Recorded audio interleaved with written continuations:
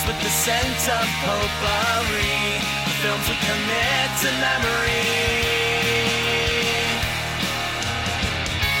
Crossing the felt ropes, watching from home on my TV, looking at all my eyes can see. They tell me I view obsessively. Hello and welcome to The Obsessive Viewer. We're a weekly podcast that reviews one or two new release titles every episode with an occasional free-for-all segment at the end that we call Potpourri. You can find more of our work, including my written reviews, full episode show notes, and a complete backlog of all of our episodes at obsessiveviewer.com. You can also write into the show by emailing me at matt@obsessiveviewer.com. And if you'd like to support us and get access to hundreds of exclusive episodes, you can join our Patreon at patreon.com/obsessiveviewer, where you can get access to content at any of our tier levels on a recurring monthly subscription basis, or you can buy individual collections a la carte in the Patreon shop section. Thank you to, I think it's JD, for joining our Patreon recently. Much appreciated. A new Patreon supporter is always welcome, and I'm very excited when I get a notification that someone signed up on Patreon. So once again, you can sign up on Patreon at patreon.com/obsessiveviewer. I'm your host, Matt Hurt, and you can find me on social media, including Letterboxd at obsessiveviewer. And later in the show, I'll be reviewing the new Amazon Prime romantic drama, The Idea of You.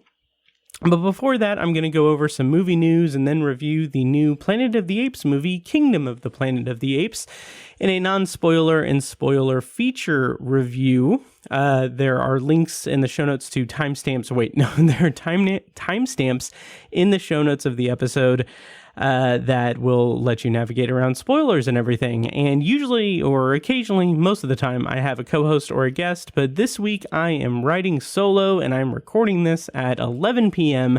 the night before it comes out, continuing my streak of releasing weekly episodes. This will be the 29th week in a row, so right under the gun, getting this posted right before the deadline, I guess, the self-imposed deadline. But anyway, thank you so much for joining me for this episode. A couple of things. I don't really have much of anything to really talk about before I get into the news and everything. So let me just go ahead and go into the news before the reviews. Like I said, I'm going to be reviewing Kingdom of the Planet of the Apes and then The Idea of You. But first, I'm going to do some news before the reviews. I have a lot of news items to kind of talk about, so I'm going to kind of free form it, I guess, and free ball it, I guess. I will say that I have been doing some live stream stuff lately, but this is not being live streamed since it's 11 o'clock, and I just wanted to get this recorded and posted. But there will be a video version eventually on YouTube for each review. So make sure that you subscribe to the YouTube channel at Obsessive Viewer Podcasts. Link to that is also in the show notes. By the way, those show notes are at at obsessiveviewer.com/OV428. So let's just dive right in to the news before the reviews. So like I said, there's a bunch of news items that have come up in the last week, and I'm going to do my best to kind of talk about them. I'm not going to go too in depth, but I'm going to use these articles. Links to all of this stuff will be in the show notes of the episode of as well, of course. But I'm gonna kind of use these news items to kind of as like a jumping off point for some free form thoughts about what I think about them. So the first one, the headline from Deadline is Amazon MGM Studios lands hot package The Robots Go Crazy from Andy Samberg and Radio Silence. That's just a purchase from Amazon that they have purchased the rights, I guess, the distribution rights to a movie called The Robots Go Crazy, which has Andy Samberg and is directed by Radio Silence. There's no plot details or anything, but it is being described as an action comedy, which I think will be interesting for Radio Silence to do. Like, if you listened to the review for Abigail, you'll know that I and Mike are big fans of Radio Silence, and of course they did the Scream sequels, Scream 5 and 6. So I am a big fan of Radio Silence, and I'm curious to see what they do in this arena. And I really love Andy Samberg and The Lonely Island. if you haven't seen Popstar, Never Stop, Never Stopping, it's a phenomenal movie. It's fantastic. It's great. So that's the first piece of news. The second one is the second one also involves Amazon and MGM Studios and is much less interesting to me. But the headline is Roadhouse sequel moving forward at Amazon MGM Studios with Jake Gyllenhaal set to return. So basically, a Roadhouse sequel is in the works with Jake Gyllenhaal reprising his role as Dalton. There's no plot details or anything, and it hasn't been announced yet whether or not Doug Liman is returning to direct, or if any of the surviving cast members, surviving characters from the movie will be coming back. But Jake Gyllenhaal is set to reprise his role. I reviewed Roadhouse a few weeks ago at this point, maybe a month ago, I'm not sure. I really didn't like it. I didn't like the first one. I didn't like the original Roadhouse, honestly. I had watched it for the first time, wasn't a fan of either of them. Really don't understand this. I guess we're in an era where the stream numbers are kind of what will dictate the profitability of the movie and dictate whether or not there will be a sequel, because I know that Roadhouse got obliterated in like word of mouth and critic spaces. People really didn't like that movie. So I don't know where this is coming from, aside from it being a very successful streaming release. So we'll see what happens there. Depending on when it comes out, what the landscape is like there at that point in time, I really don't want to have to review this movie, but it could be interesting. Who knows? But I have very little interest in a Roadhouse sequel. And speaking of sequels, the next piece of news that I have, just rolling right along, is that the sequel to Happy Gilmore has been greenlighted at Netflix. So it was during Netflix's kind of upfront presentation this week. Actually, today, they confirmed that Adam Sandler is going to return as Happy Gilmore in the sequel. There's no other... There are no other details about it, no plot details or anything else about people being connected to it or anything. Although I know that Christopher McDonald, I believe, he did post something months ago about kind of... he posted something that it was kind of in... kind of a friendly competition thing. So I think that was when the rumors were first starting. So I don't know if that's because he is going to return or if that was a hopeful thing from him. I'm not sure. But anyway, Happy Gilmore is one of those early Adam Sandler movies that are fine. Like it's one of those early Adam Sandler movies where he isn't, how to phrase it. It's a high concept movie. It's a high concept comedy, but it's not at a point where he's insufferable yet. So he, like that and Billy Madison, some of those early Adam Sandler movies pass the test for me. It's the kind of later ones where he just is resting on his laurels of being this buffoonish, crazy, heightened person that he just gets kind of insufferable to me. So I don't know what a sequel will look like. I'm not sure if I care all that much about this, but once again, depending on when it comes out, what the landscape's like there, I'll probably end up reviewing it. Maybe not. I don't know. But yeah, I don't know. This is a tough one, but it's going to come out eventually. So we'll see.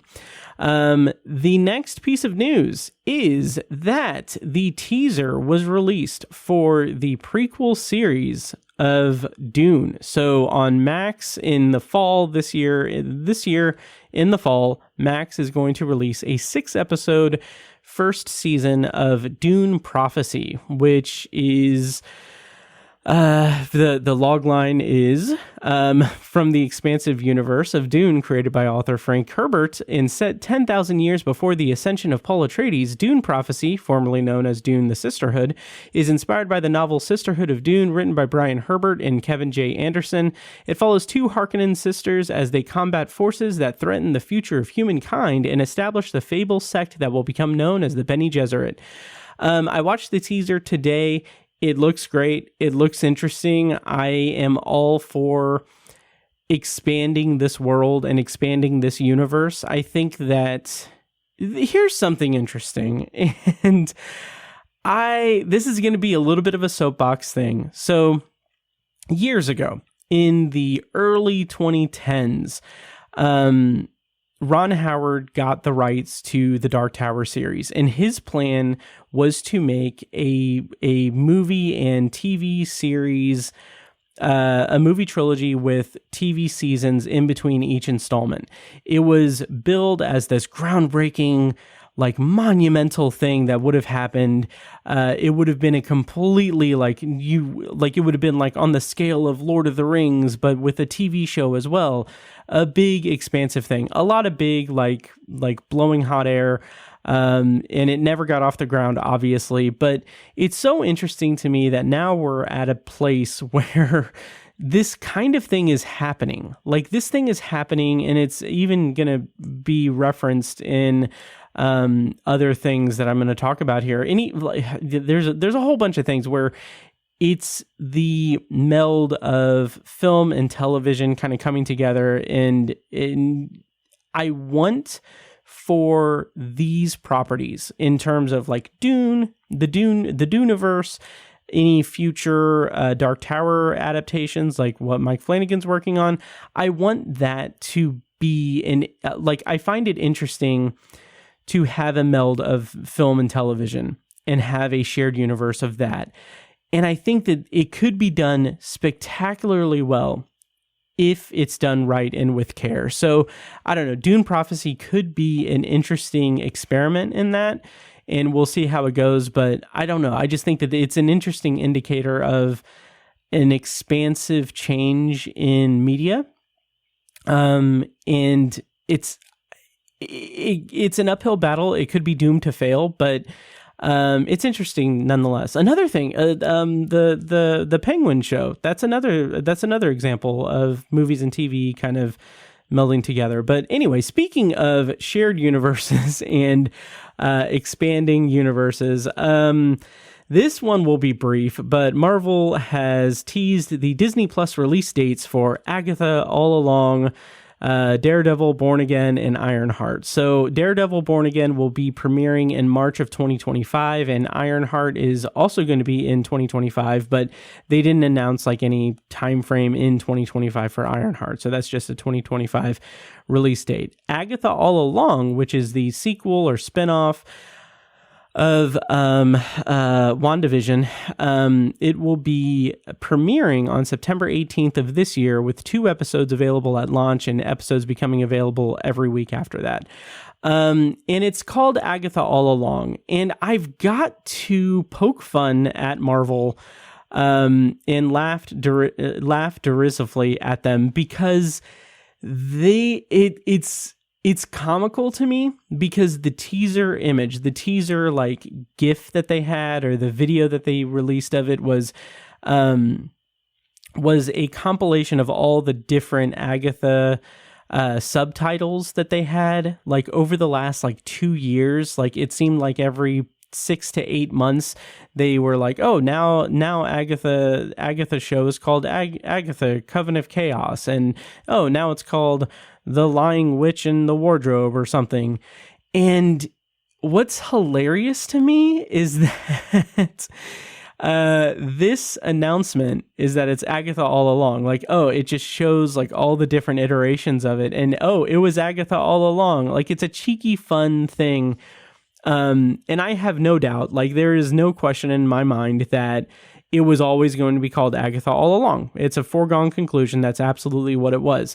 What I'm laughing about, and I think is so funny, is that Marvel Studios did this, what they thought at the time, what I'm sure they thought at the time was going to be a cute, quirky, viral marketing initiative to continuously change the name of Agatha's show, so that it could create this sense of like chaos within this. Maybe it's a multiverse thing. Maybe it's something like drum up word of mouth or something. And it is such a boneheaded idea. Like, it is such a dumb idea overall, because no matter what, it conveys like a mess behind the scenes. Like, there's no way to promote it in this quirky, cute, fun way, without it being reflecting poorly on like the behind the scenes. Like, it creates this sense of unease and unsureness with the storytelling. What makes it even funnier to me, even better, is that I don't believe that Marvel Studios had any inclination that in the intervening years between WandaVision and now, that the Marvel Cinematic Universe would be sort of crumbling a bit for various reasons. I mean, like I've talked about it on the show, the Marvel Cinematic Universe is not what it used to be before like Endgame. They were riding high, and to have this be the kind of viral marketing for the show, while everything in the Marvel Cinematic Universe is also in disarray, it's imploding, things aren't working as they should, actors that are hired for multiple things are having legal battles, there is just a big blemish in the Marvel Studios sphere. And I just think that it's an interesting just like ray of chaos for this, that this kind of viral marketing initiative from them presumably just blew up in their face, because it is kind of part and parcel with where the cinematic universe is at this point. So I don't know. I'll probably watch Agatha all along. I might check out Daredevil. I don't even need to catch up with the shows. I really don't. I don't care enough at this point for the MCU. If the movies come back in a way that's interesting, maybe it'll bring me back in. But I feel like there's more things. There are more things out there for me to watch that would be more interesting and more beneficial to my time than the Marvel shows and Marvel Cinematic Universe at this point. So that's that piece of news. Still trucking along. We've got a few more news items here, guys. So the next one is that, again, Amazon and MGM. MGM Plus and Prime Video have handed a series order to Spider-Man Noir starring Nicolas Cage. It's going to be a live-action series based on the Marvel Comics Spider-Man Noir, with Oscar winner Nicolas Cage set to star. The kind of plot idea is Noir tells the story of an aging and down-on-his-luck private investigator in 1930s New York who is forced to grapple with his past life as the city's one and only superhero. Of course, Spider-Man Noir was in... or I don't know if he's called like Spider-Man Noir or if he's called Noir Spider-Man. I'm not sure. But anyway, Spider-Man Noir was in across the Spider-Verse. Very interesting character. I love this idea. I love this idea of like a PI in 1930s, like this like gumshoe detective with a superhero bend.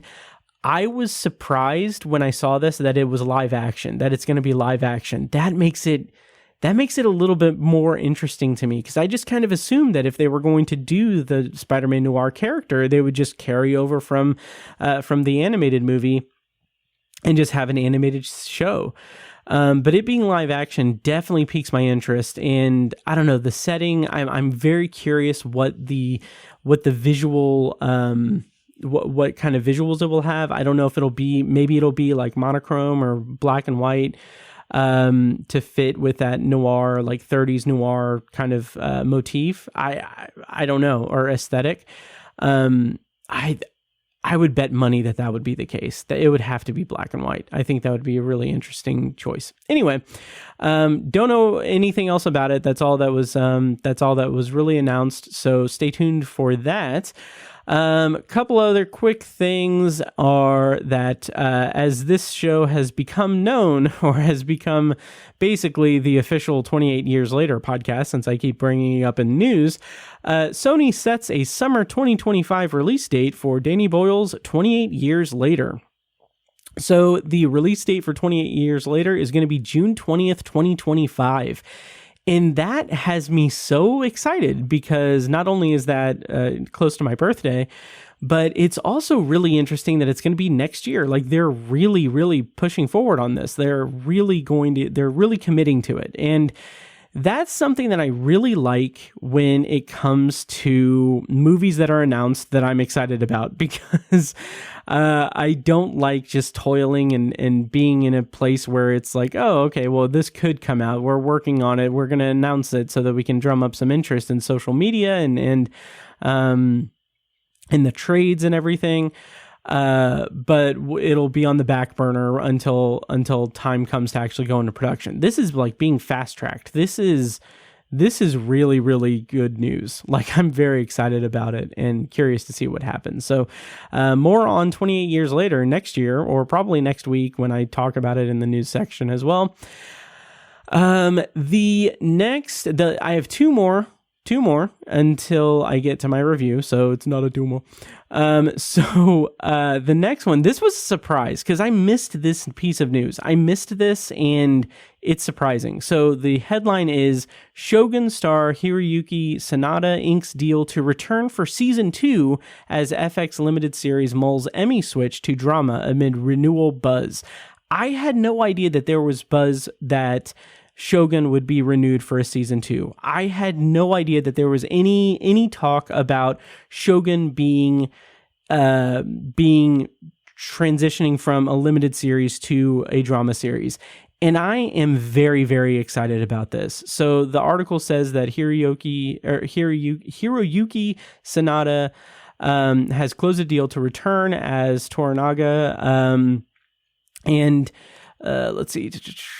Securing Sanada has been considered crucial to any plan to extend Shogun beyond its original installment. Other elements are still being worked out and deals are being finalized as part of an effort by FX to take Shogun to a second season in light of the big commercial and critical success of the limited series.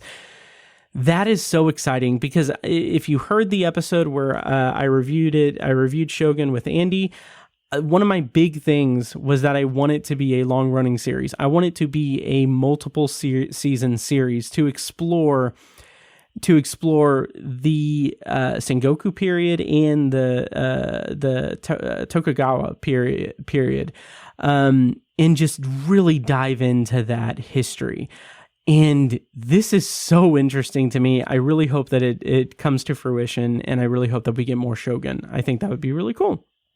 And the final piece of news that I have is that it was announced that Andy Serkis is going to direct and star in a new Lord of the Rings movie called Lord of the Rings. I'm sorry, this is a working title. Lord of the Rings, The Hunt for Gollum, which is set for a 2026 release. It's the first of 2 new Lord of the Rings films at Warner Brothers, with the working title being, like I said, Lord of the Rings, The Hunt for Gollum. There's no other real details about it, except that Peter Jackson and his team, his producing partner, they're going to be on board as producers on it. That title is terrible. I like it. The Hunt for Gollum does not inspire much excitement in me or interest, really. But who knows? We'll see. But I don't know. I think in terms, like I said, this is something that I want to see more of. I want to see more not cross-contaminating, but like a lot of like cross-platform world building. Because like, okay, like Amazon has the Rings of Power. I didn't watch it. I've heard mixed to negative things. I kind of feel like it kind of floundered. They just released the teaser for season 2. I watched it. It looks interesting. As someone who isn't really that plugged into Lord of the Rings or Tolkien, I can understand like excitement for people to dive into this and be in it being a bigger scale thing. But also the Hobbit trilogy didn't really do much for me either. So like maybe that's why I'm not too keen on this, but I don't know. I think it's interesting. We'll see what happens, but again, that working title, like I saw the headline and then I saw Andy Serkis had posted on like Instagram or something, a picture of him with like,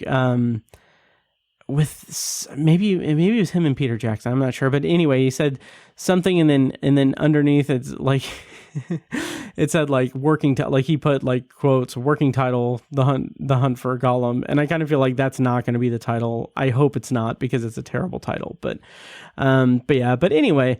That is all the news that I have. Again, links to all of these articles are going to be in the show notes of the episode at obsessiveviewer.com/OV428. Let me know what you think about any of these news items. Just let me know. You know how to reach me. Email me, matt@obsessiveviewer.com, or comment on any of the social media posts for this episode, or just reach out to me on social media. You know where to find me, Obsessive Viewer. So, now that the news is out of the way, let me go into my featured review of the evening, and that is for Kingdom of the Planet of the Apes.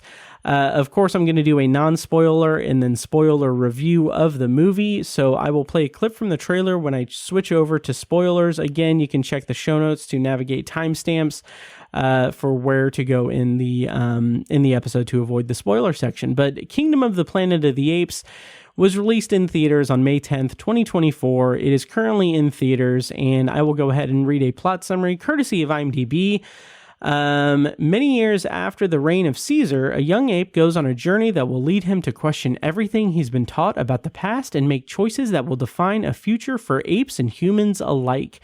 Director for this movie was Wes Ball, who previously directed the Maze Runner trilogy. And I don't think he's really directed anything else in terms of features, which is kind of surprising. Writer for this movie was Josh Friedman. He is a writer on Foundation, which I've decided not to continue my Patreon reviews of because I just can't. He was also the creator and showrunner for Terminator, the Sarah Connor Chronicles. He also wrote the films The Black Dahlia and Chain Reaction.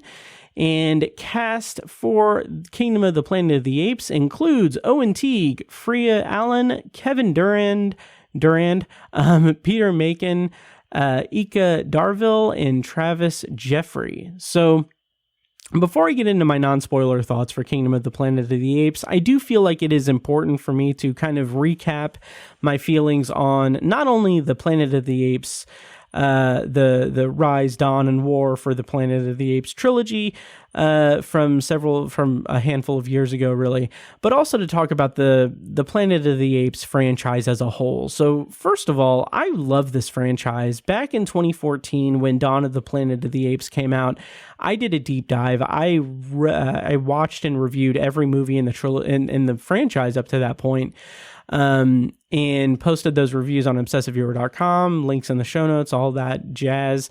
But I really, really like this franchise. And the thing that I really like about it is, first, of course, the elephant in the room. I host a Twilight Zone podcast called Anthology, and obviously Rod Serling was one of the writers on Planet of the Apes, the original Planet of the Apes. And if you watch that original movie, you can feel like his input. You can feel his hand on the script, because he has a very clear voice, and there's a lot of really good social commentary in that movie. That is a phenomenal movie. It's one of my favorite movies because of that kind of the way that it deals with, or the way that it explores like the concepts of like evolution versus creationism in a sense, and the way that it explores history, and it's done in such a way that it's so fascinating because it's apes and humans switched around. Like, it's really interesting the way it kind of talks about evolution and suppressing independent thought and suppressing like actual thought, like suppressing knowledge. It's a fascinating social commentary. The franchise from there kind of doesn't necessarily go off the rails too much, but from what I remember, I do think that it was a little bit of diminishing returns, but there were some really good entries throughout the franchise. And then we got the trilogy. So I can't remember who directed Rise of the Planet of the Apes, but Matt Reeves directed Dawn and War, which this is just like I rewatched those three movies before going into Kingdom of the Planet of the Apes.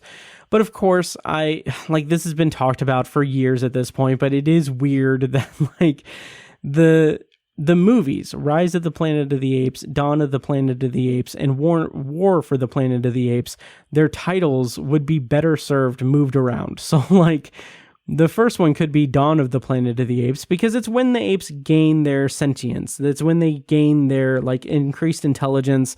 And then the next movie, which is called Dawn, should be War for the Planet of the Apes, because humans and apes go to war. And it's the kind of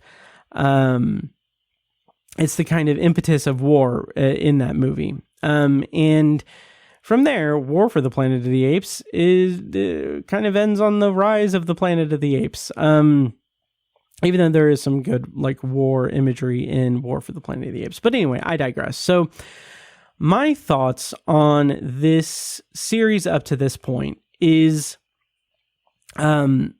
revisiting this trilogy was so good. Like, it's such a good trilogy. I love it dearly. Every time I go back to it, like, this was 4 years since I previously rewatched the trilogy. I watched it early 2020, rewatched it early 2020, which is interesting in and of itself because I'm now rewatching it in a post-COVID pandemic world. And it's really interesting to go back and watch those movies, knowing that I previously rewatched them like right before lockdown and right before COVID kind of changed everything. And what I mean by that is like why it's interesting now is that I'm now watching it with that context. And like Rise of the Planet of the Apes, like there's a whole subplot of this mass spreading simian flu that is working to eradicate humankind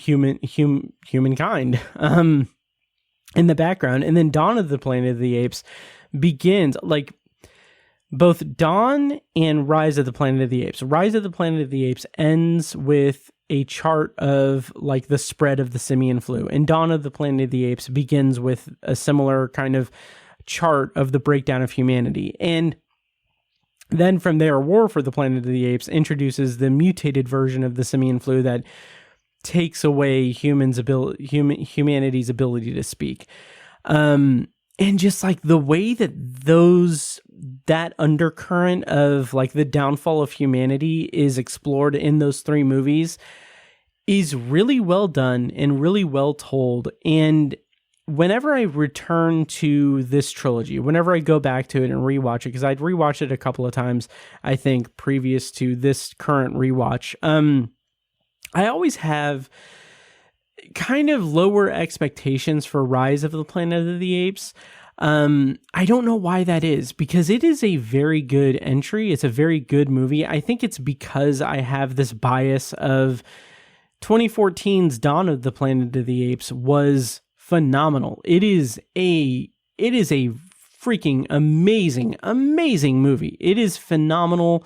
The visual effects, the motion capture, the special effects are all like they still stand out today. 10 years on, they still hold up. They're still very, very, very good. And the story of Caesar in that movie, Caesar and Koba, is astounding. I love the growth of Caesar throughout this entire trilogy, really. But in Dawn of the Planet of the Apes, it's incredible. And so my memory of this trilogy is that, yes, Dawn of the Planet of the Apes is the standout of the trilogy. War, I didn't really have much memory of or anything because I think I'd only watched it a couple of times. But Rise, I always thought was like, oh, it's like, you know, it's the start of it. Like, there's not really much that it does to really differentiate itself or stand out until Dawn comes into play, because Dawn is just on another level. Rewatching Rise of the Planet of the Apes was really satisfying to me, even though it does feel like I was talking to some friends about this, and I think Andy brought this up when he was talking. I was talking to him about Rise of the Planet of the Apes. I think he said that it feels like a studio prequel, and that is the perfect way to sum it up, because Rise of the Planet of the Apes really feels like the type of movie that is sanctioned. It is greenlit and produced with the anticipation of reviving a franchise and to make money or to appeal to that franchise. So there are some things in it that just make me kind of roll my eyes a little bit. Like, for instance, there are two. There's one really regrettable reference to the original movie that just feels very forced and very, like, not even wink at the camera. It's more of a dead on, like, look into the camera. It's when Tom Felton's character says, like, "Get your damn hands off me, you damn dirty ape," or whatever. And I'm like, that feels so cartoonishly forced in this movie. And the other one that I kind of get a little bit, like, I'm a little back and forth on, is when the paper boys throw the paper and you see the headline on the front page is "Lost in Space," implying like the astronauts from the first movie are lost in space now. All well and good. Like, I understand that that's kind of the time that they did, the time that they had. I don't know, maybe the time, I think that was like 2010, 2011 maybe. But I think that was more of the era of, revitalizing franchises of that time. So despite that, and despite James Franco, who I think is a little bit, he's a little bit overrated in that role, or he's a little bit not over the top, but I don't know. He's not really, he doesn't stand out as much as he should, because I know that he is capable of a good performance, and it's not that he gives a bad performance in it. It's just he's a little bit underdone. And Frida Pinto, who plays his love interest in the movie, is given nothing whatsoever, and it's very frustrating because the human characters should have more to do in this movie, and they don't. But anyway, that's Rise of the Planet of the Apes. Dawn of the Planet of the Apes is phenomenal. Like, I want to say it's probably the best of the entire franchise. Like, even though I love the first one, I love the original one, I do think Charlton Heston is a little not great in it, even for the time. He's a little bit, there's something about him I just don't like in that movie. But anyway, Dawn of the Planet of the Apes is the best. War for the Planet of the Apes, rewatching it, I liked it okay.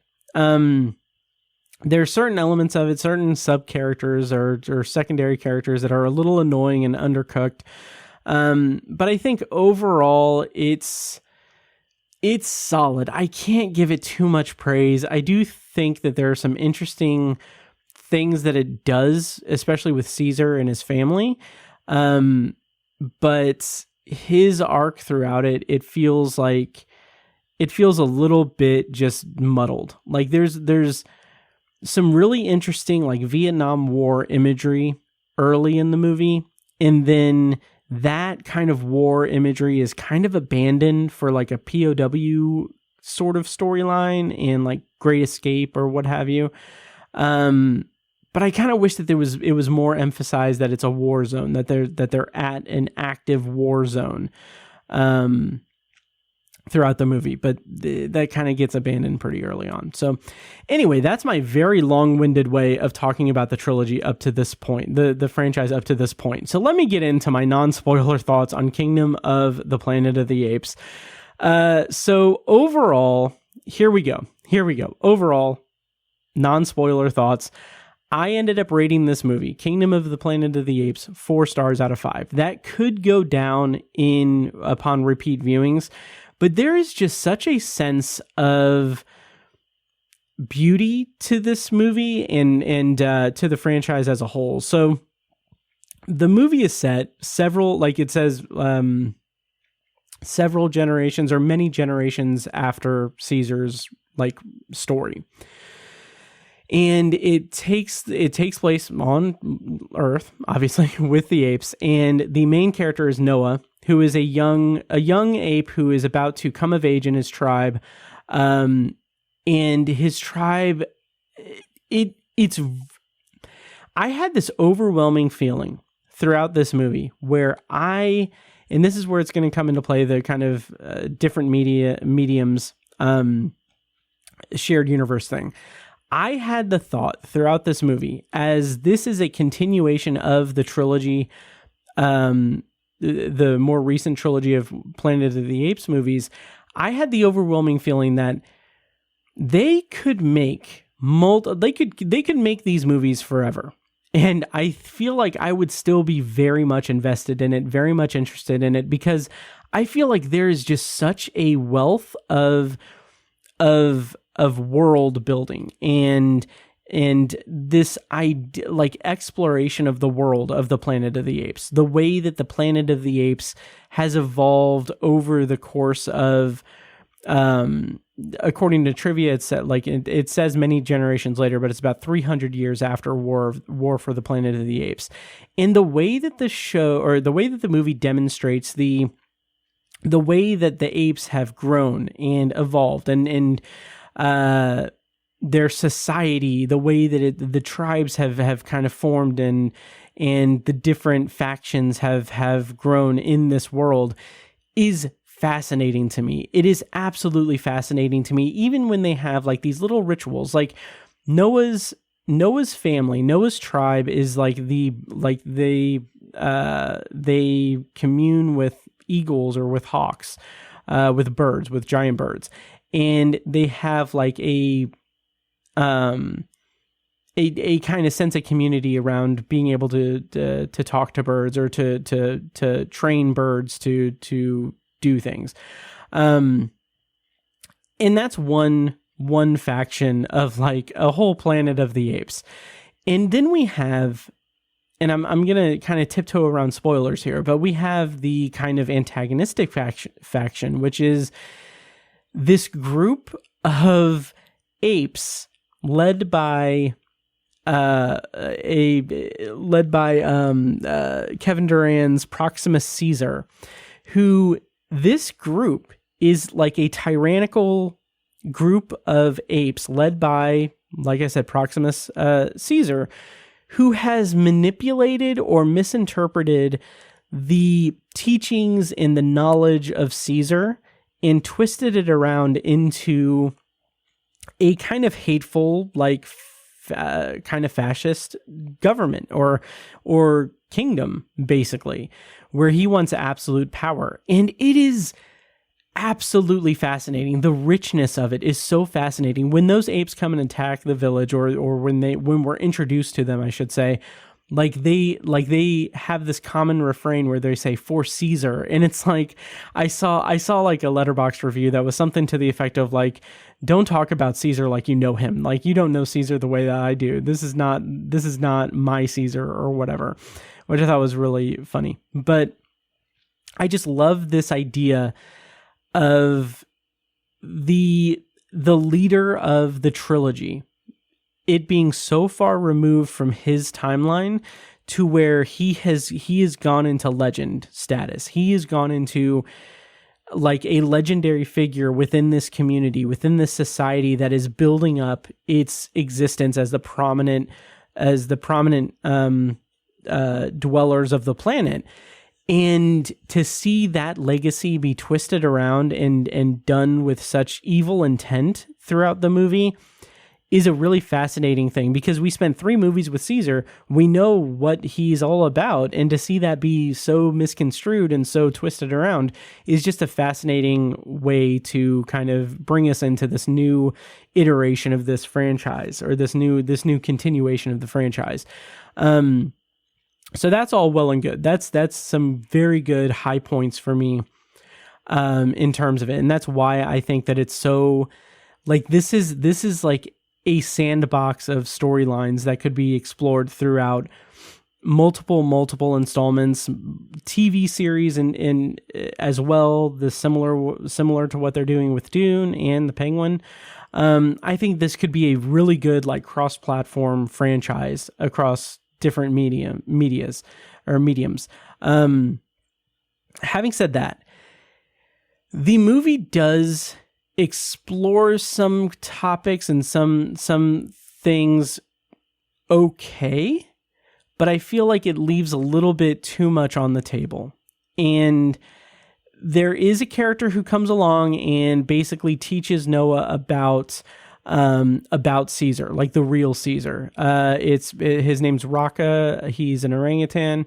And he's played by Peter Macon. And that character is a breath of fresh air. He is hilarious. He's funny. He's fun. He's entertaining. And there's some really good comic relief there. And there's a really good subversion of our expectations with like him having this knowledge about the real Caesar and kind of the way that he also misconstrues some things or doesn't fully understand some of the concepts of Caesar, but still gets to the heart of it and knowing what he's about and like knowing the virtue of Caesar and not coming across as like an evangelical or as someone who is completely brainwashed or anything like that. It's just a really well-balanced character and a really good counter to Proximus Caesar and his whole group of just minions that are throughout the movie. So I think that's demonstrated really well. What I think is disappointing, which I'll talk about a bit more in spoilers when I can kind of have free reign to talk about it, but what I think is a little bit disappointing is the way that the movie kind of hints at talking about some of the concepts that were like at the forefront of the first movie, of the original Planet of the Apes movie. This idea of evolution versus, like their understanding, like the idea, like the big dramatic thing about the original Planet of the Apes was, a human saying like, oh, no, you evolved, like we evolved from you. Like, this is not how, like, this is like what you think is not the truth. Like this is what's documented. Like we're the dominant species and we're evolved from your cousins and everything. And it being just this allegory for evolution, science versus faith, and just like very, very heavy concepts. What Kingdom of the Planet of the Apes does is it hints at that, or it kind of plays at that a little bit. In the trailer, which it'll be in the clip that I play, it's very prominent in the trailer, and in the movie it's not quite as prominent, but there's a dialogue about the human concept of evolution, and they call it evolution.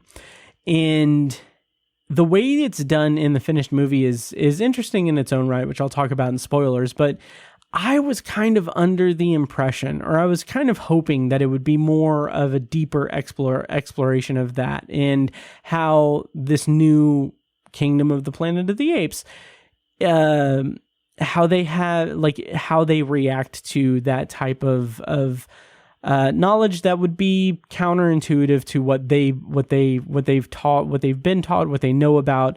And I was hoping that that's where the conflict would be. Now, that could just be a very long-winded word salad way of me saying that I was hoping that the movie would be like the original movie, which maybe that's the case. Maybe that is a bias on my part. I did still rate this movie 4 stars, but I do feel like despite my wish for that, I do think that there isn't quite enough like social commentary. There isn't quite enough like subtext being mined in this. It does feel a little bit like the first installment of a multi-part story that's continuing another multi-part story.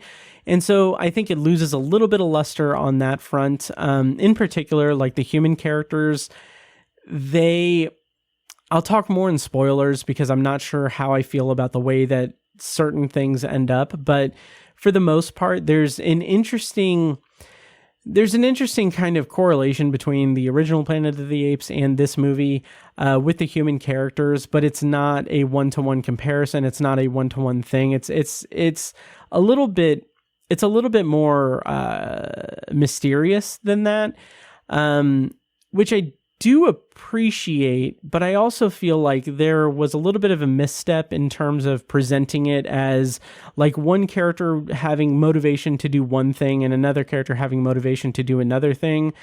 I kind of wish that was explored a little bit better, which I'll probably expand a little bit upon that in spoilers. But for the non-spoiler section, I do think that there were some ways that the movie kind of fumbled a little bit of things here and there in terms of the subtext and the social commentary and the human characters' motivations.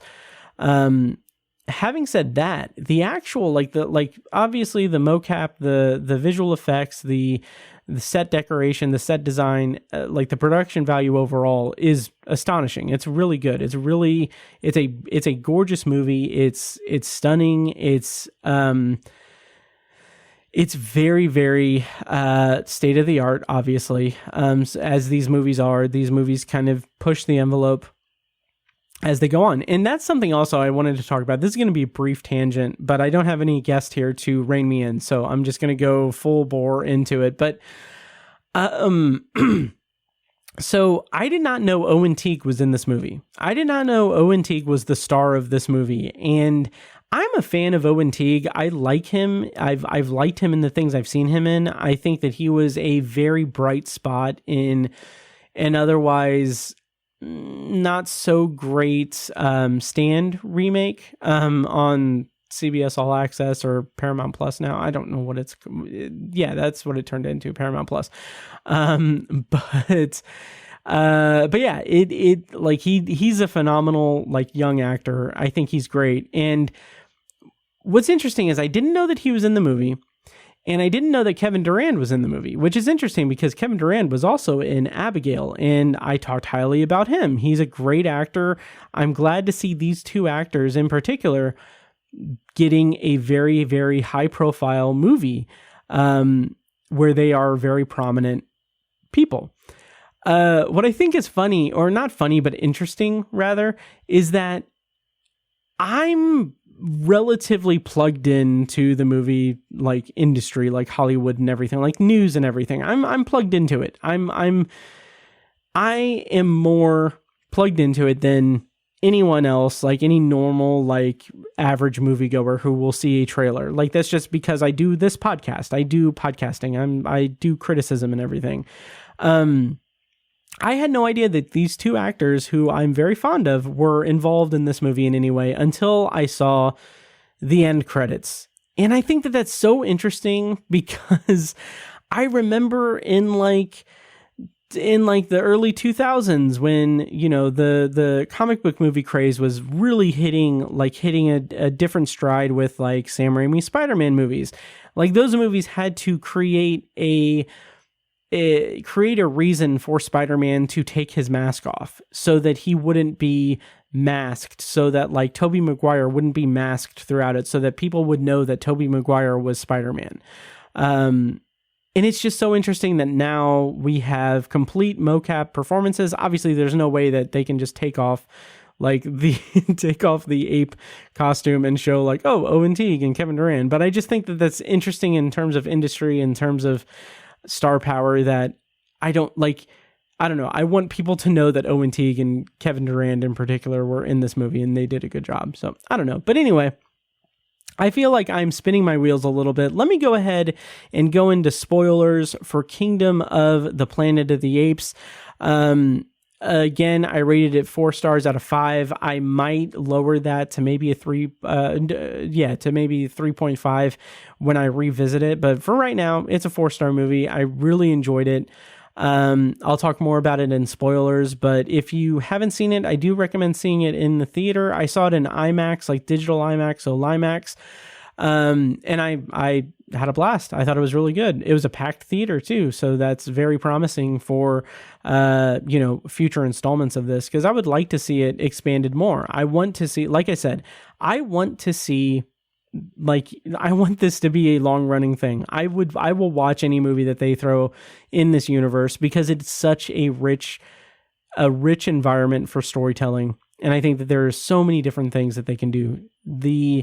Some of the things I'm going to say in the spoiler section notwithstanding. So without further ado, I'm going to go ahead and go into spoilers for Kingdom of the Planet of the Apes. I'm going to play a quick clip from the trailer. When I come back, I'm going to be spoiling the movie. In their time, humans were capable of many great things. They could fly like eagles fly. They could speak across oceans. But now it is our time. And it is my kingdom. We will learn. Apes will learn. I will learn. And I will conquer.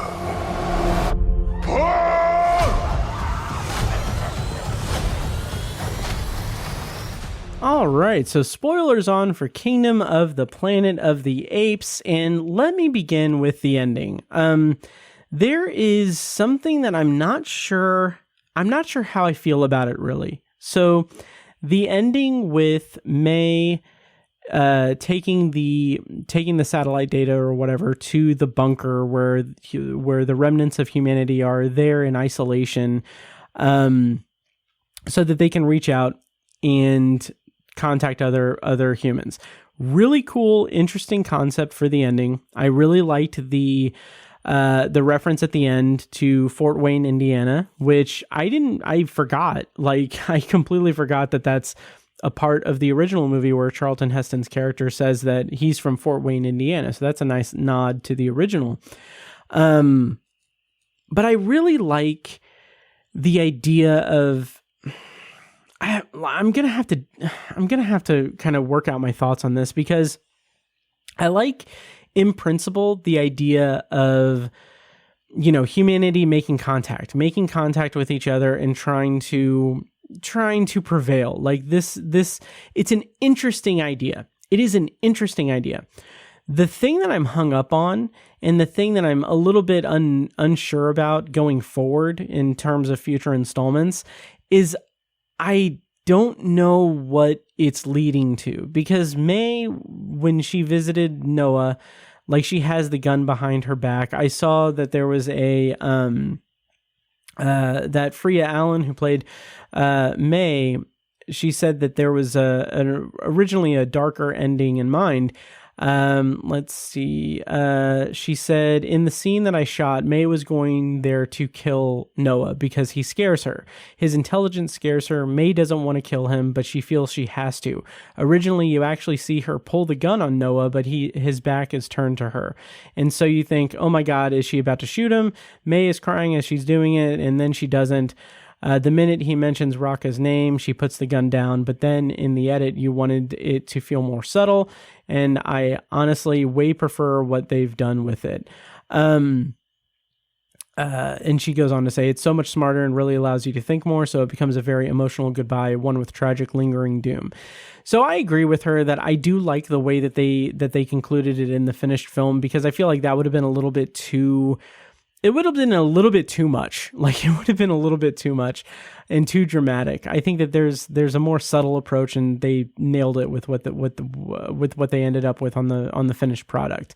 But I don't want this iteration of the franchise, this version of the franchise, this continuation of Caesar's franchise to become about a war between apes and humans. That's my big hang up, is I don't want the idea of humans reaching out to other humans so that they can reestablish their society. I don't want that to turn into like another war for the Planet of the Apes, because I feel like there's a certain level of finality to humanity in War for the Planet of the Apes, honestly, in 2017. That movie has such an interesting kind of tragic end for humanity in that the virus mutates and human beings are no longer able to talk and all of that. One of the interesting thing, I don't know. I don't know. I just feel like it's stepping on some pretty dangerous territory to have like humanity trying to rise back up.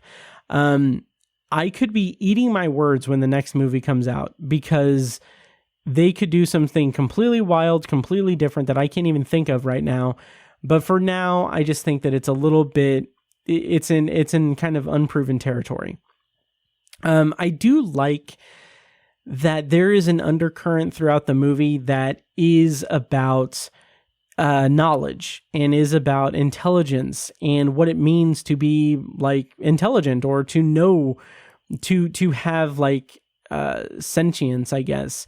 So that's demonstrated really well in the way that Noah and May both look through the telescope at the observatory.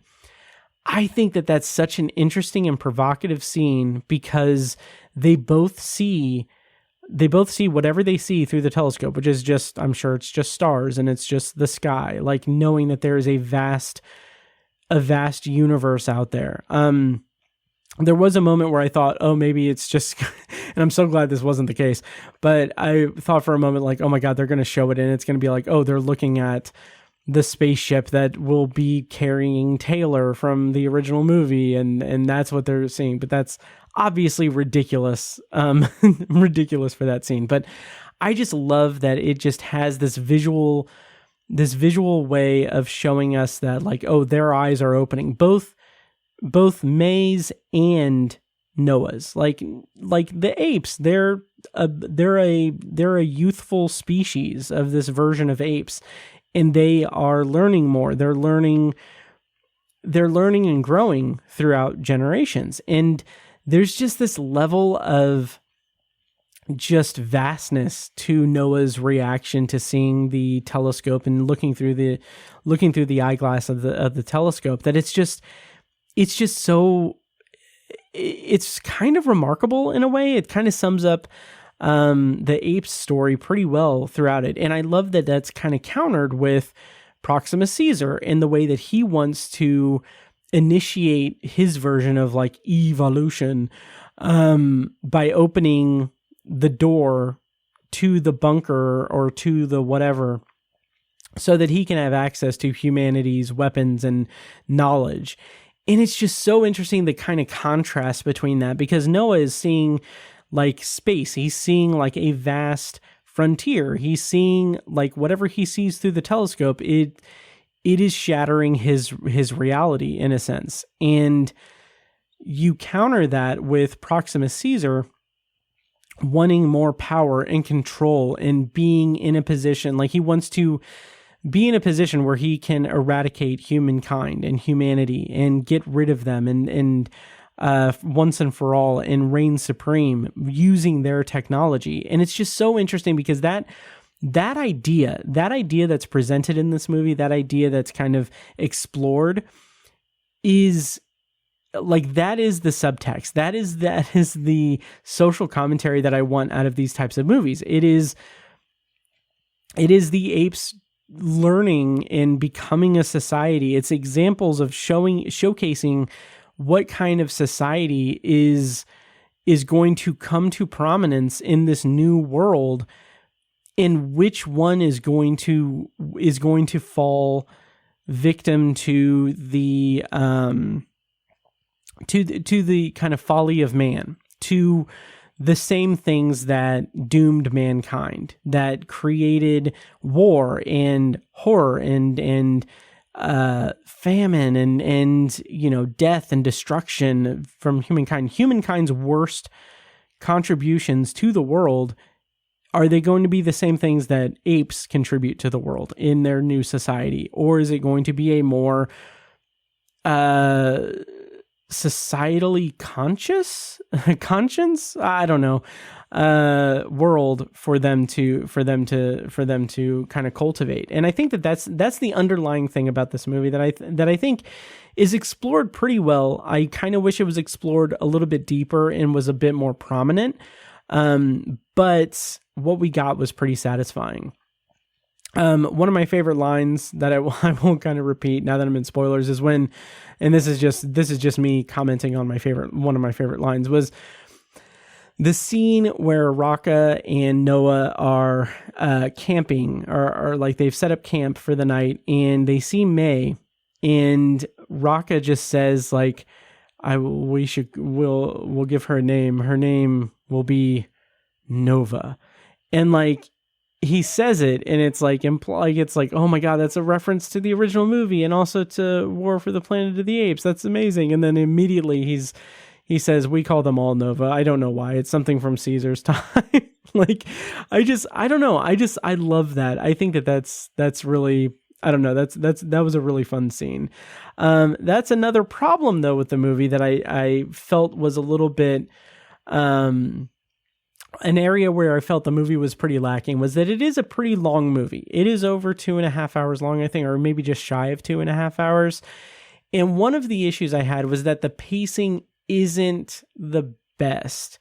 It's probably better than War for the Planet of the Apes in terms of pacing, but there are certain things that are done that feel a little bit haphazard. In particular, Raka, his departure from the movie is very disappointing. The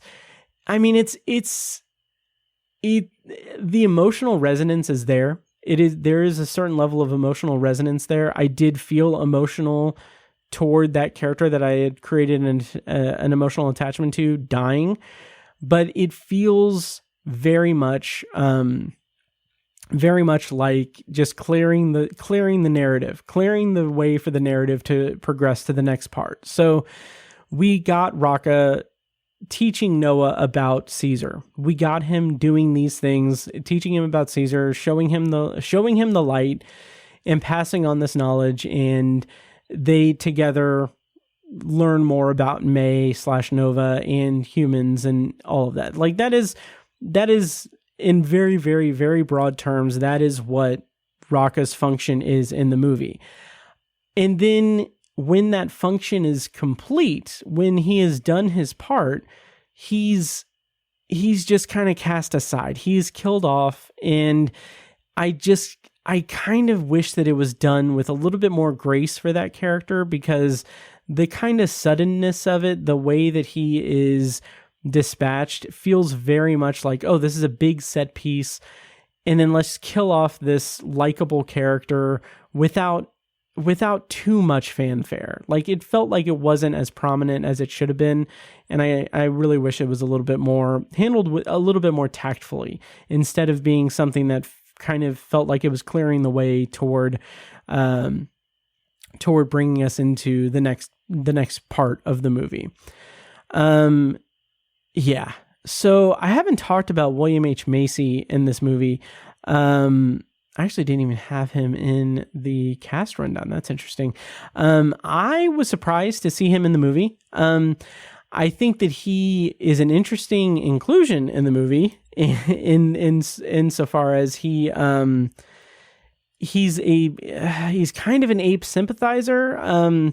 I kind of wish he was a little bit more well drawn, I guess. I don't know. There's the moment where May kills him is a little bit, I don't know. When Trevathon is his name. When May kills him off, I kind of felt like that felt very just kind of, I don't know, sudden. I mean, he was interfering with the plan and everything. And then we get kind of this idea that like May was working against it's very mysteriously done. And it feels like it's not as prominent as it should be, much like the Raka thing. It's not as fleshed out as it could be, in terms of what her motivation is throughout it. And I understand that they have to keep that pretty mysterious because we get the surprise at the end that there's a whole team of people working to bring back humanity and bring back, like, she's on this mission to get this satellite information, which also I was somewhat hoping or thinking that it would lead to, like, they were going to get the radio transmission from the spaceship from the original movie. But that didn't come to fruition, which is probably a good thing. But I think eventually this franchise will lead toward that, toward like an actual remake of the original movie. I think that would be kind of interesting. But yeah, in terms of Proximus Caesar and his whole reign and everything, it was good. It was good. I think he's a very formidable villain. He's a good escalation from Koba in the original trilogy, but the previous trilogy. He's more prominent. He's more aggressive, and he is more malicious. And I think that's a good fit. I think that's a good fit. The way that he's kind of taken down is a little bit like, okay, like it's fine. It's pretty standard to an extent. But I don't have much in terms of actual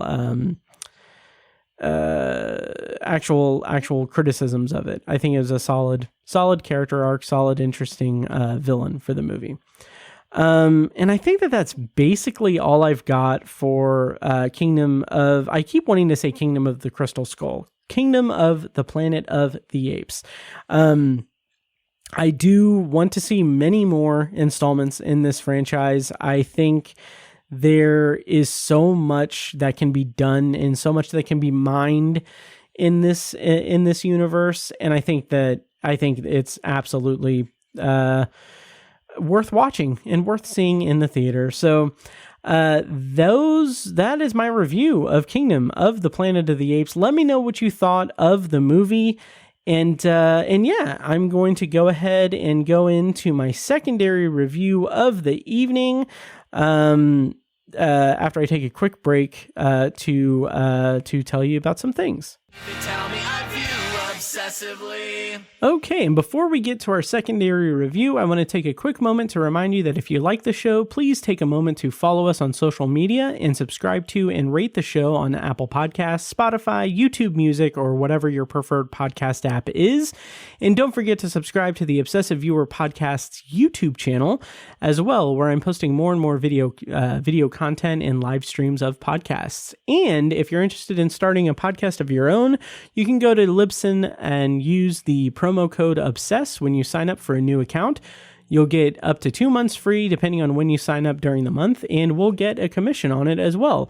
Libsyn is where I've hosted all 3 of the podcasts for over a decade at this point. I love their service. It's great. I would not shill for them if I didn't truly believe in what they are all about. Yeah, signing up for Libsyn changed my life. So if you are interested in starting a podcast, do that. Use promo code OBSESS. And of course, check out Patreon, patreon.com/obsessiveviewer for more exclusive content. And now back to the show and my secondary review of the evening. So for tonight's secondary review, I'm going to be reviewing The Idea of You, which is on Amazon Prime. It premiered on May 2nd, 2024. Probably just going to do a non-spoiler review on this. So to bring me into the non-spoiler review of this, I'm going to play a clip from the trailer for The Idea of You. How did you guys meet? We need to know the story. We met at Coachella. Hi. Hi. This is your trailer? Yeah, I'm in the band. We're performing on the main stage. August Moon? Yeah. I met someone tonight. I feel a little inspired. This one's called Closer. 'Cause I want to get closer to you,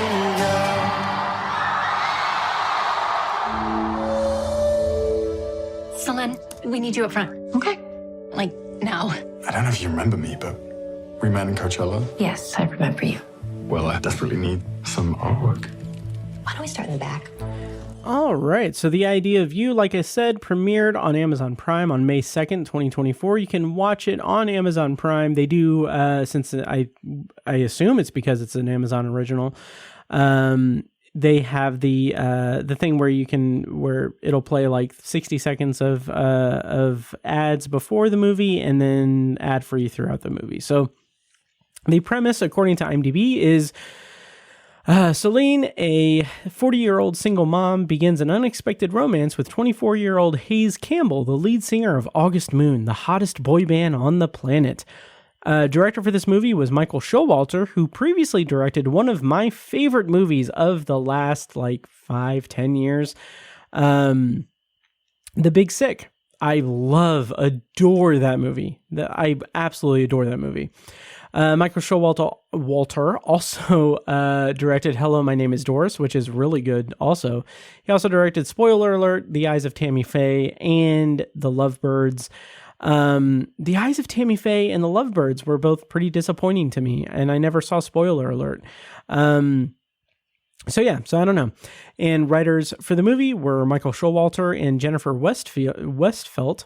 And it's based on the novel by Robin Lee. It's interesting. Jennifer Westfeldt is also an actress who appeared in the early hours of 24 season 8, which I just started recently. So it was kind of an interesting connection, I guess, or an interesting coincidence that I watched this and 24 season 8. So the cast includes Anne Hathaway, Nicholas Galitzine, Ella Rubin, Annie Mumalo, and Reed Scott. And like I said, I'm going to do a non-spoiler review. It's probably going to be pretty brief, but we'll see where it clocks in at. But I ended up rating this movie 2 stars on Letterboxd. I was not a fan of it.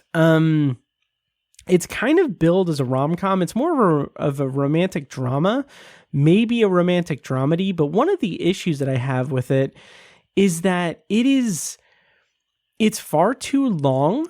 It's like it clocks in at 118 minutes, so just shy of 2 hours, and the pacing is very, very bad. There are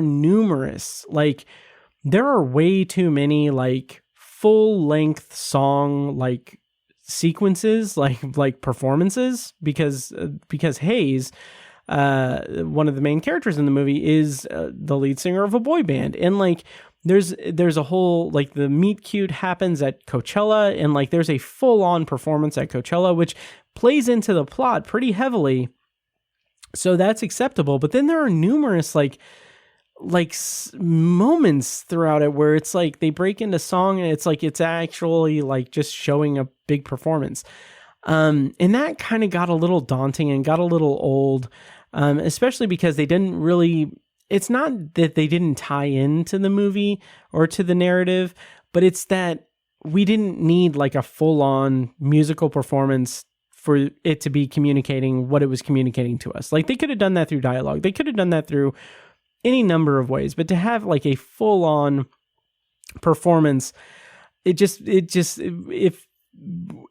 became more repetitive, and it also didn't leave room for actual growth throughout the story. And what I mean by that is the way the movie's structured feels very lopsided. We have the introduction. It's introducing Celine as a single mother. That's all well and good. Then the meet cute at Coachella, and then the relationship. And then it's not until very late in the movie that they have a rocky kind of situation with the relationship. And from there, there's a run of about 30 minutes at the end of the movie. But in the last 30 minutes of the movie, you get crammed in maybe 45 minutes to an hour's worth of storytelling in this type of movie.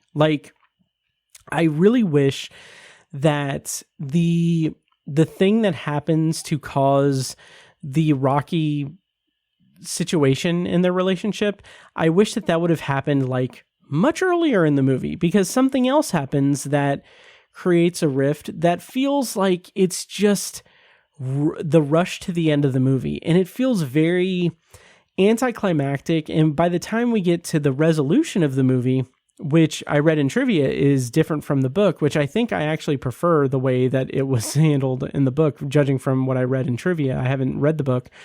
I think I prefer the way that it was done in the movie rather than the book. But anyway, that's neither here nor there. But when we get to the ending, when we get to the resolution of the movie, it feels so rushed and unearned because we had the movie was front loaded with so much just build up toward that falling out or that rift in the relationship that happens so late in the movie that I wish that there were bigger hints of the rift to come. Like the thing that happens to cause the actual drama of the movie is one scene, and that one scene, it carries the weight and the emotional weight of a lot of buildup that isn't there. So it's basically montage after montage of relationship stuff and growing and their connection. And then one scene happens and it shatters a lot of things. And then the build-up period to rebuild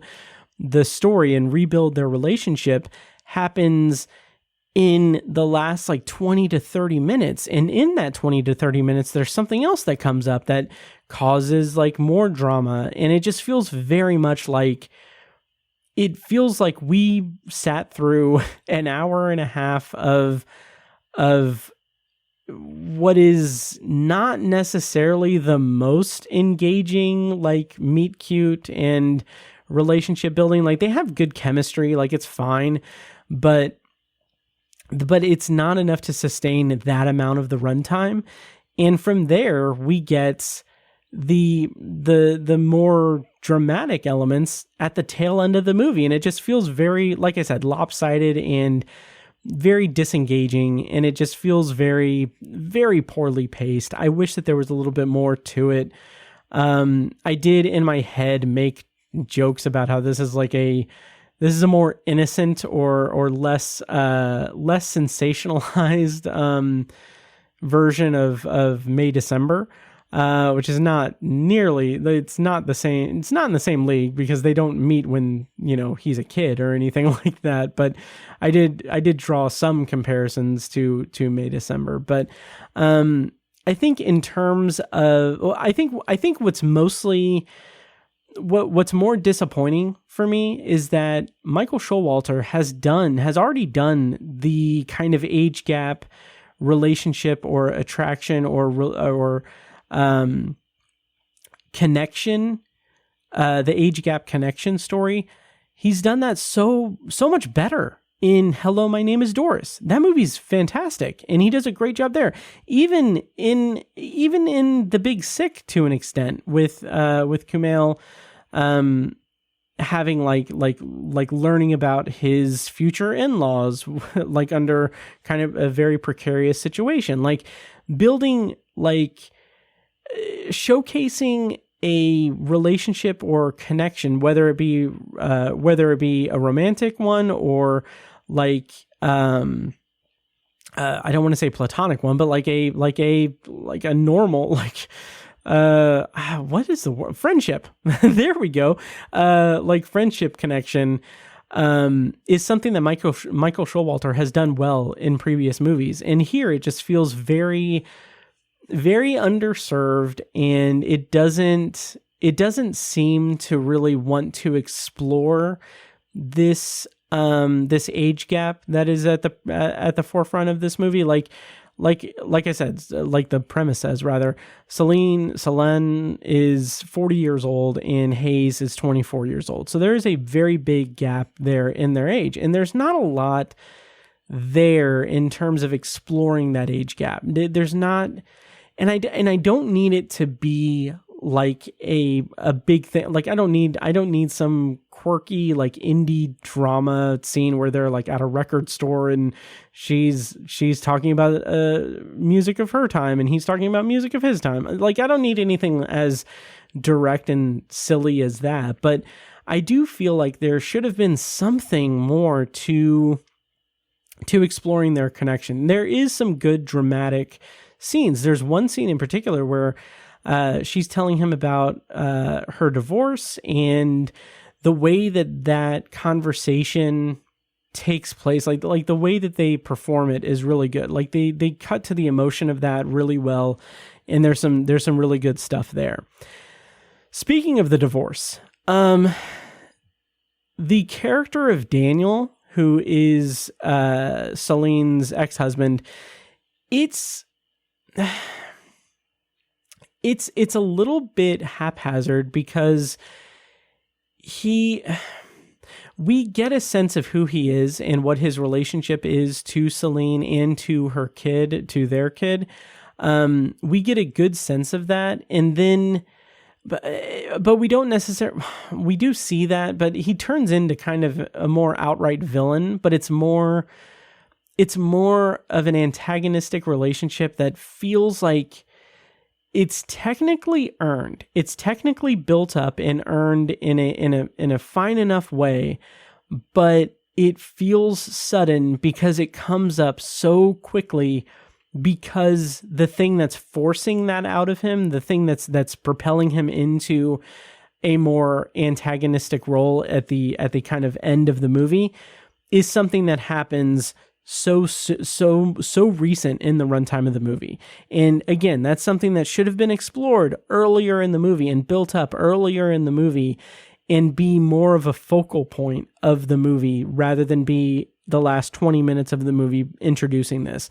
So by introducing this conflict toward the absolute end of the movie and then using that to change a character's demeanor and attitude feels unearned, and it just doesn't really mesh well with my viewing experience. That's as much as I can say in non-spoilers, but overall, the idea of you was very disappointing to me. I didn't hate the movie by any stretch. I just disliked it. I think the performances are pretty solid. There's some good performances there. The ending, while I do recognize that I did just say that I preferred the ending over what I read that the book ending is, I will say that it feels a little bit cliched, a little bit corny.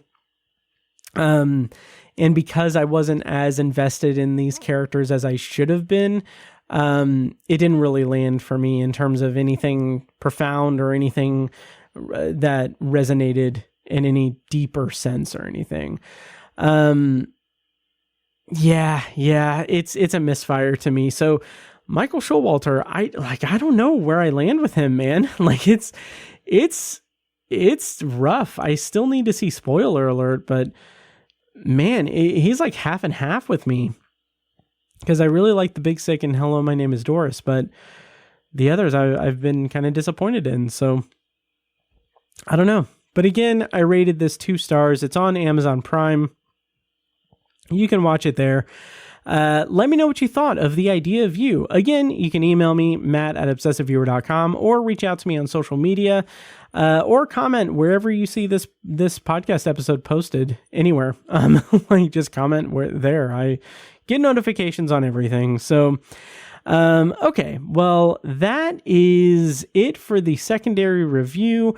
I don't really have much for Potpourri. I will say, and again, as much as this has become a 28 years later podcast, this is also turning into a 24 rewatch podcast, because I'm going to talk a little bit about starting season 8 of 24. So I'm going to do that in my Potpourri section. So Potpourri, if this is your first time listening, is the section of the podcast where we kind of wind down and talk about things we've watched lately and what have you. Anything we want, as long as it smells good, it's Potpourri. And for my Potpourri, since I'm the only one on the episode, I'm going to talk about 24 season 8. So I have been rewatching 24, and it's been a very fun experience. I have finally reached season 8, which is the season that I remember the least of, because I remember this season aired in like 2010, or 2009 to 2010, I think.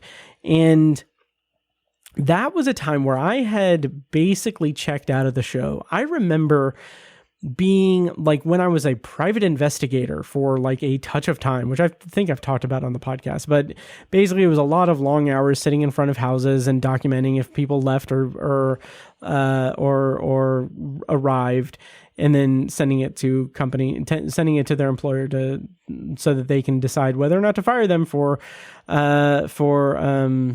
faking being sick, basically.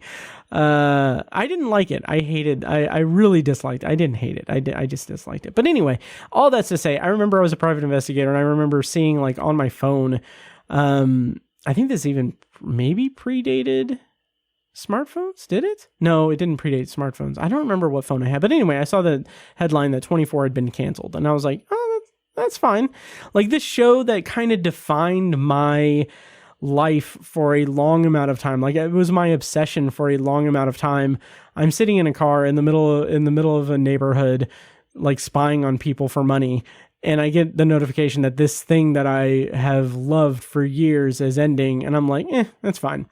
So that's where I was in my headspace when season 8 originally aired. Watching it now, it's kind of funny because season 8 is the season where they went to New York City. So 24 from seasons 1 through 6 takes place in Los Angeles, and in a couple of seasons, Washington, D.C., which is also funny. I don't think I mentioned this when I talked about season 6 on the podcast, but I thought it was funny that they had dueling narratives, like one in LA, one in Washington, DC. And I feel like in season 6, I don't think they really accounted for the time difference. So like you have season 6 ending at like 6 a.m.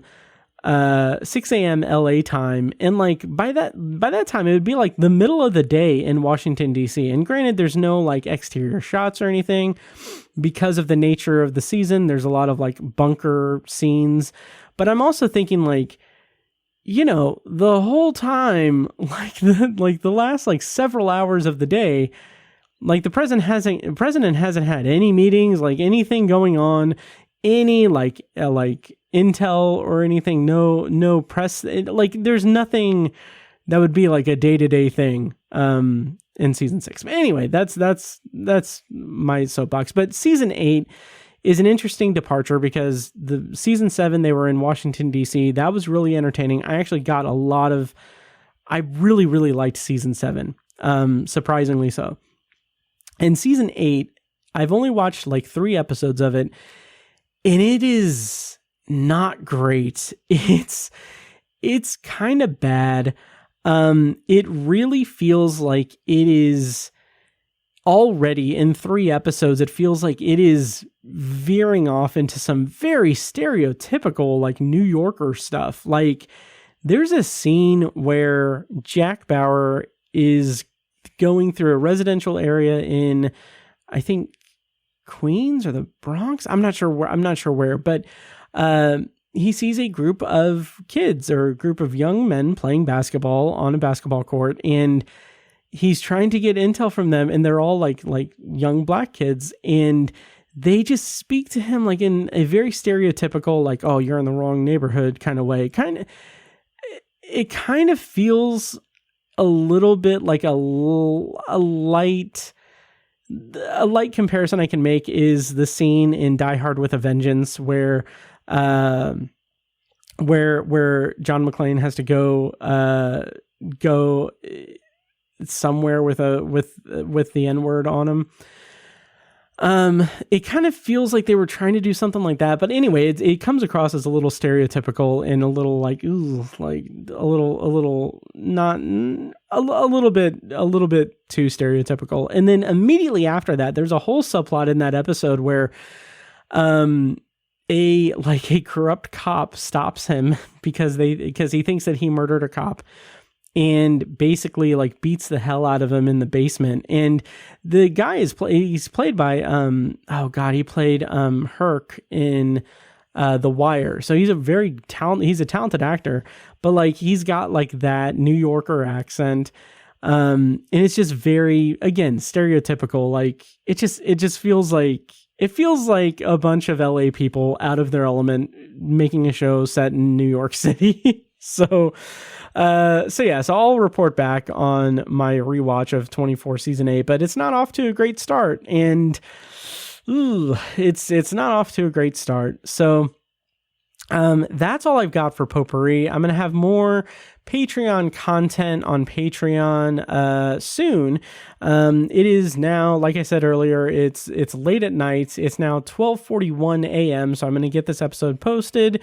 But I have a 4-day weekend, so maybe I'll do some more Patreon stuff this weekend, because I took off today when you're listening to this, Thursday and Friday. So I will go ahead and close out this episode. So thank you guys so much for listening. That's it for this week's episode. Thank you for listening. Make sure to follow the show on social media and subscribe to the podcast on your preferred podcast app. Also, check out Obsessive Viewer Podcast's other shows, which are Tower Junkies, a Stephen King podcast hosted by Tiny and myself, and Anthology, the Twilight Zone and Classic Sci-Fi podcast hosted by me. And next week on the show, I'm going to be reviewing The Strangers Chapter 1. And for the secondary review, I'm going to be reviewing I Saw the TV Glow. So stay tuned for that. Until then, thank you for listening, and I'll see you next week. And now, enjoy this short clip from a recent Patreon exclusive episode. For the full episode and more Patreon exclusive content, sign up at patreon.com/obsessiveviewer. It isn't innovative, and it doesn't need to be innovative, but it also doesn't do anything to really set itself apart from movies like of its ilk. Like horror movies like this are a dime a dozen, and it does nothing to kind of keep itself out of that formulaic thing. And what's even more frustrating about that is, like, I can take a formulaic horror movie like this and I can find enjoyment out of it. I can absolutely do that. But the problem with this is that the main concept, the whole conceit of the movie, is that the characters are read tarot, are given tarot readings at the beginning of the movie, and each character is then cursed with a potential death that's patterned after the tarot reading. Thank you for listening to the Obsessive Viewer podcast. This episode was produced and edited by me, Matt Hurt. If you have feedback, thoughts on our episodes, or just want to connect, you can email me at matt@obsessiveviewer.com. For more information on this show, including a full archive of our episodes and show notes, visit obsessiveviewer.com. And if you enjoyed the show, please give us a follow on social media and subscribe to us on your podcast app of choice so you never miss an episode. Also, consider rating and reviewing the show on Apple Podcasts, Spotify, and Audible to help increase our visibility and grow our community. If you want to support the show and get early access to new episodes, as well as a steady stream of exclusive episodes, you can join our Patreon at patreon.com/obsessiveviewer. For information on more podcasts presented by obsessiveviewer.com, visit obsessiveviewer.com/podcasts. Our theme song is A Little Mad Sometimes by As Good As It Gets. For more of their music, check them out on Spotify and at asgoodasitgetsmusic.com. Thank you so much for listening, and we'll see you in the next episode.